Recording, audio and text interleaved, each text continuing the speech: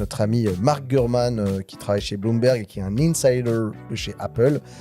Parce que, en fait, pour ceux qui ne savent pas, il a bossé chez Apple vraiment. Donc, il a encore ses petits collègues qui veulent bien lui répondre. Il a les petites taupes à l'intérieur de qu'est-ce qui de se la passe mine. Il a les contacts. Est-ce que tu as le PDF de la réunion? Et les mecs, ils lui donnent le PDF. Imagine.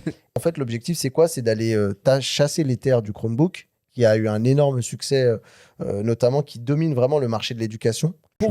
Pour vous donner donc quand même quelques idées sur ce que serait ce MacBook à $600, ils utiliseraient un écran LCD dit d'entrée de gamme. Et en vrai, les écrans LCD des iPhones, ils ont toujours été très bons.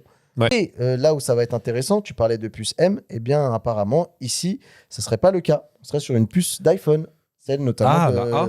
Ouais, la A, et c'est celle qu'on trouve sur l'iPhone 17 Pro. À 18, c'est 18 Pro. C'est ça doit être ça. Je dis pas de bêtises, c'est juste que je l'ai perdu dans mes notes, donc je te crois. 18 Pro. Mais exactement, c'est celle qui est sur le 17 Pro. Ce qui serait d'ailleurs une première parce que les puces A ont toujours été sur les iPhones. Alors moi, il y a des trucs qui m'interpellent sur cette news, c'est que déjà, pour moi, c'est un shift quand même du côté de chez Apple qui n'a jamais, en tout cas, été chasser ces terres-là.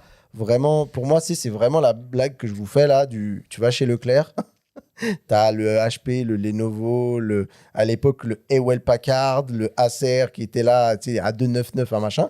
Et donc, tu aurais un Apple qui serait là pour faire concurrence, sachant qu'Apple, souvent, dans les magasins, ils ont un corner et ils essaient de pas trop se retrouver à côté des... Il sera dans le corner, Mais, il sera pas avec le reste. Est-ce que finalement, ils avaient besoin de sortir ce produit-là ou est-ce que l'iPad aurait pas été le produit le plus intéressant, sachant que dans les mecs qui analysent, qui passent comme moi des soirées à se creuser la tête sur ce que fait Apple ou ce que fait Android ou ce que fait qui tu veux, là, les taiseux comme moi, on se demande, enfin je me demande, on se dit qu'il y a un monde où à un moment ou à un autre, le MacBook va rencontrer l'iPad et ils vont merge ensemble.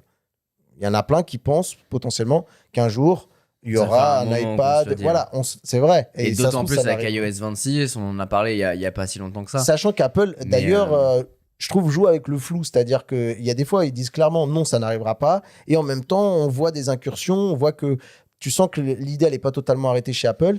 Mais bref, en tout cas, pour moi, l'histoire, ce que je voulais vous poser comme question, c'était vraiment, est-ce que vous ne pensez pas que l'iPad aurait pu être le candidat idéal à ce truc-là, avec un peu de remaniement du côté d'iPadOS encore un petit peu, et puis voilà, on est bon.